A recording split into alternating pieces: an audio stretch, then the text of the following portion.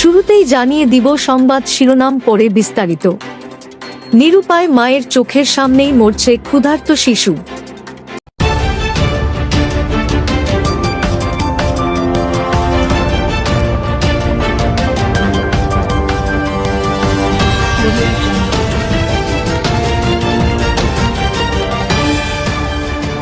ফিলিস্তিনের গাজার কেন্দ্রীয় হাসপাতালের চিকিৎসকরা প্রতি ঘন্টায় অপুষ্টির রোগী পাচ্ছেন।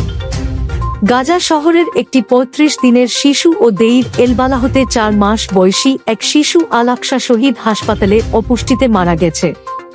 হাসপাতালে এক মা তার সন্তানের শরীর ছুঁয়ে আর্তনাদ করছিলেন, আমি দুঃখিত, আমি তোমাকে খাওয়াতে পারিনি। আমার চোখের সামনে তোমাকে মরতে দেখা ছাড়া আমার আর কোনো উপায় ছিল না।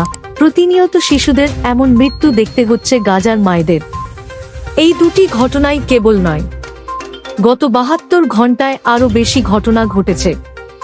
হাসপাতালের চিকিৎসকদের মতে প্রতি ঘন্টায় অপুষ্টিতে ভোগা শিশু ভর্তি হচ্ছে হাসপাতালে। শিশুদের অনাহার থেকে বাঁচাতে বাবা মায়েরা মার্কিন ইসরায়েলের তৈরি জিএইচএফ বিতরণ কেন্দ্রে যেতে বাধ্য হন, কারণ তাদের সামনে আর কোনো বিকল্প নেই। বাবা মায়েরা বলছেন, নারী শিশু সহ তারা সবাই ক্ষুধার্ত এবং তারা নিজ সন্তানদের জন্য খাবারের ব্যবস্থা করতে অক্ষম। অনেক শিশুকে শুধুই পানি খাইয়ে বাঁচিয়ে রাখার চেষ্টা হচ্ছে, কারণ আটা কেনার সাধ্য তাদের নেই। গাজার স্বাস্থ্য মন্ত্রণালয় জানিয়েছে, গত ২৪ ঘন্টায় ইসরায়েলি হামলায় ৫৪ ত্রাণ প্রত্যাশী সহ কমপক্ষে ১৩০ জন নিহত এবং ৪৯৫ জন আহত হয়েছেন। গত ২১ মাসে দখলদার বাহিনীর হামলায় এ পর্যন্ত ৫৮,৮৯৫ জন ও ১,৪০,৯৮০ জন আহত হয়েছেন। আল জাজিরা জানায়, আরও এক ইসরায়েলি সৈনিক আত্মহত্যা করেছেন। দখলদার বাহিনী জানিয়েছে, এ নিয়ে গত ২ সপ্তাহে ৪ জন সেনার আত্মহত্যার ঘটনা ঘটল। নরওয়ের বাসিন্দা ও প্রশিক্ষণরত সৈনিকের নাম ড্যান ফিলিপসন। দক্ষিণ ইসরায়েলের একটি প্রশিক্ষণ ঘাঁটিতে গুলি চালিয়ে আত্মহত্যার চেষ্টা করেন, পরে হাসপাতালে মারা যান। ইসরায়েলি গণমাধ্যমের মতে, বছরের শুরু থেকে এ পর্যন্ত ১৯ জন এবং গাজায় যুদ্ধ শুরু হওয়ার পর ২১ মাসে ৪২ জন সৈন্য আত্মহত্যা করেছেন।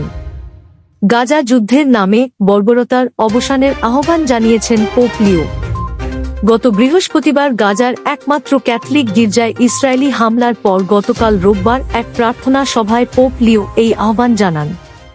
ইসরায়েলি রাজনৈতিক বিশ্লেষক গিডিয়ন লেভি সরকারকে গাজায় জাতিগত নির্মূলের পরিকল্পনার অভিযোগ করেছেন। অন্যদিকে ইসরায়েলি সেনাবাহিনী গাজার মধ্যাঞ্চলের একটি জনাকীর্ণ অংশ থেকে লোকজনকে সরিয়ে নেওয়ার নির্দেশ জারি করেছে। যুক্তরাজ্যের নিষিদ্ধ ঘোষিত মানবাধিকার সংগঠন প্যালেস্টাইন অ্যাকশন গ্রুপের ৫৫ জন সদস্যকে আটক করা হয়েছে। গাজা এখন যেন কারবালার প্রান্তর। আনাদোলু এজেন্সি জানায়, কারবালার প্রান্তরে এজিদের বাহিনী ইমাম হুসাইনের শিবির অবরোধ করে ফোরাত নদীর পানি সরবরাহ যেমন বন্ধ করে দিয়েছিল, ঠিক একই কৌশলে গাজার পানি সরবরাহ ধ্বংস করে দিয়েছে ইসরায়েল। আর ইসরায়েল সৃষ্টি সেই কারবালার প্রান্তরে নির্মমভাবে প্রাণ হারাল ২ সহোদর ৯ বছরের কারাম আল হুসাইন ও ১০ বছরের লানা ওরফে লুলু। ৯ বছর বয়সী কারাম আল হুসাইন তার ছোট্ট হাতে পাত্র নিয়ে যাচ্ছিল পরিবারের জন্য একটুখানি পানি সংগ্রহের আশায়। এ সময় ইসরায়েলি ক্ষেপণাস্ত্র তার দেহকে ছিন্ন ভিন্ন করে দিল। ১০ বছর বয়সী বোন লানা ছুটে এসেছিল ছোট ভাইকে সাহায্য করতে। তার দেহ ছিন্ন ভিন্ন হয়ে গেল। ক্ষুধায় ভুগছে ১০ লাখ শিশু। ফিলিস্তিনি শরণার্থীদের জন্য জাতিসংঘের সংস্থা ইউএনআরডব্লিউ সতর্ক করে দিয়েছে, ইসরায়েল গাজায় পরিকল্পিতভাবে বেসামরিক নাগরিকদের অনাহারে রাখছে, যাদের মধ্যে ১০ লাখ শিশু রয়েছে। জিএইচএফ ৪টি পয়েন্টে খাদ্য সহায়তা দিয়ে থাকে। খাদ্য নিতে আসা ক্ষুধার্তদের ওপর প্রতিদিন গুলি করছে দখলদার বাহিনী। গত মে মাসে